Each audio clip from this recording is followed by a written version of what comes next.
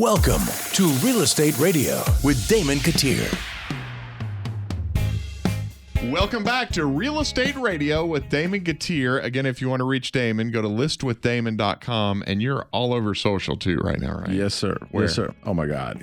I'm on everything. Like, I'm on the Twitter or the X, Instagram, YouTube. I've been shooting a lot of YouTube lately. Facebook. What, just go Damon Gettier? Yeah, just go Damon Gettier. Like, Gettier, by the way. If you follow me, and I invite everybody to follow me to find out who I really am. Like, first and foremost, like, I sell houses. I identify as two things, I guess. A realtor and a dad. Like, I sell houses and I'm a dad. And I try to focus as much time on being a dad as I do real estate. Yeah, let's talk about your family real quick. And we do want to get into tips, tricks, and hacks for selling your home. But tell me about the boys. Tell everybody about Allie. Tell me about your family, because I know you are a family man. I am. So, I mean, let me back up just a little further. 2008 and all that time, when the crash happened, I worked 14, 16 hours a day, 7 days a week. And like, I shedded relationships like it was my job because I was working too much. And, you know, once I met Allie and started running the business more like a business, I realized that if I kept doing that, I was going to turn through another relationship. So that kind of changed. So I kind of settled down on the business side and worked the business like a business and, you know, started spending more time with the family. And so Allie and I have two boys. It's Keegan and DJ. You know, it's kind of like freaking frat. They're the best of friends and the worst of enemies, you know? Super sweet kids, too. Yeah, well, they are. And they're both. It's kind of weird because Keegan's 5 years older than DJ, but they weigh the same amount. And DJ thinks he's the same age as Keegan, even though he's 7 and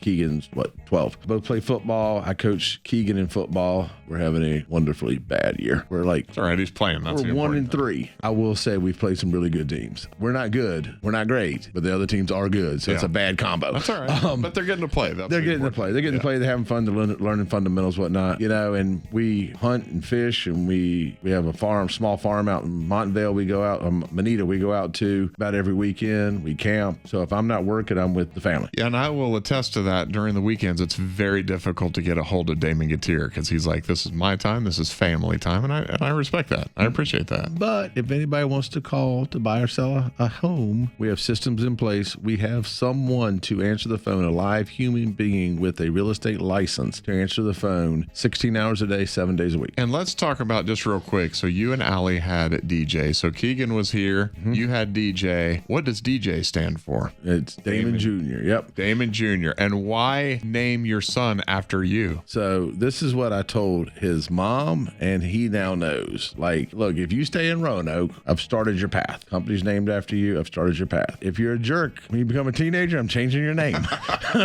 Like, you're not going to become an adult with that name if you're going to mess it up. And so I just named him that so that if he stays here in this market, that, you know, he's at least started down his path. I know you've been in this market forever. Where were you born and raised? I was born in Lynchburg. But I was born in Lynchburg, but I didn't grow up in Lynchburg. So I was born in Lynchburg. Let's see if I can do this really quick. Born in Lynchburg, lived there till I was probably 3 or 4. Then I moved to Newport News, lived there for about a year. Moved to Hampton, lived there for a year or 2. Moved to Smithfield, and I can't remember, 2 or 3 years there, 2 years maybe there. No, moved to Carrollton, lived there a year or 2. Then moved to Smithfield. Moved from Smithfield to Louisa. Then from Louisa to Craigsville, which is outside Stanton, which is Deliverance. So Craigsville is Deliverance, Virginia. Okay. It really is. It really was then. I've heard it hadn't changed much since then. Then from there, went to the Army. Went out to Fort Riley. Thank you for your service. Thank you, sir. Went out to Fort Riley, Kansas, and developed a love for Kansas. So when I go hunting, we usually go out to Kansas because I just love that place. From Kansas, moved back to Craigsville. Was a prison guard for a couple of years. Realized that wasn't the lifestyle I wanted to live. Coming out of the military, going to work at a prison is not a good idea because the military's black and white, and prison system, judicial system, whatever you want to call it, in Virginia is 50 shades of gray. Not really rules followed, just keep them inside the fence, you know, and that's just not good when you come straight out of the military. Went from that to selling insurance, life insurance, and realized early on that when you're 22 years old, it's hard to tell 50-year-olds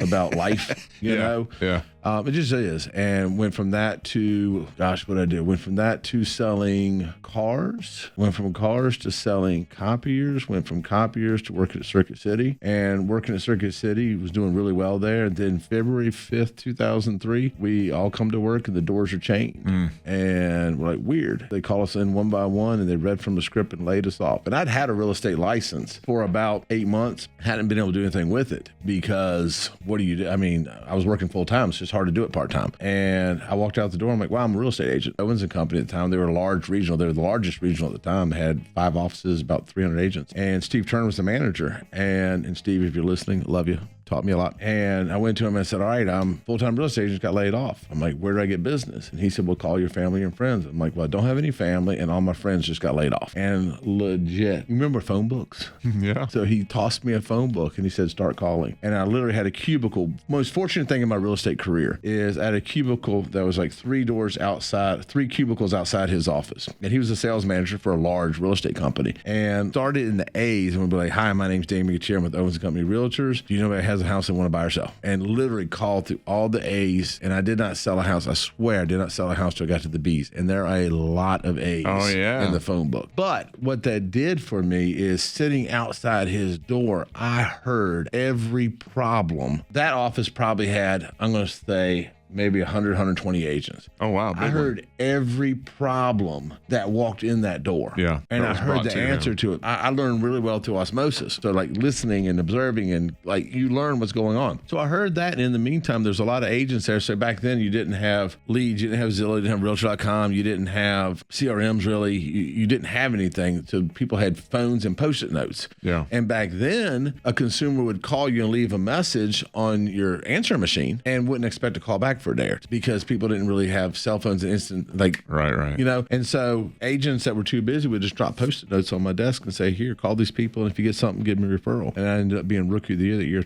sold 26 houses, just grinding. Wow. Just grinding. And what it taught me is that if you work harder than anybody else, for the most part, there's some people that can't. I've met a couple people in my life that can't, but for the most part, if you grind harder than anybody else, you will win. You know, you can't outgrind people. That's why you're the number one agent, because you grind. Well, I mean, it's funny. You work hard for people. I met one of the guys from Roanoke Water Authority the other day. We were outside. I was getting my coaching badge for coaching for Roanoke County, and I met him outside the rec center, and he was walking in, and he stopped me, and he said, I remember when you used to drive that little brown Toyota truck, and it wasn't nice. You know, it wasn't nice. I had a little black one. It's what I had. Yeah. You know, it's what I had. That little half-ton, like a monkey riding a football. Yeah, like I'm a big guy, and there's a little truck, you know. But I mean, he said, I remember that, and he said, you're just one of the ones that has done well. He said, it's just you ground it out. And that's just, I mean, that's what I try to teach my kids. Like, you know, people can be smarter, people can be better looking, but you decide whether they outwork you or not. Well, and the reason I asked you that just from the beginning,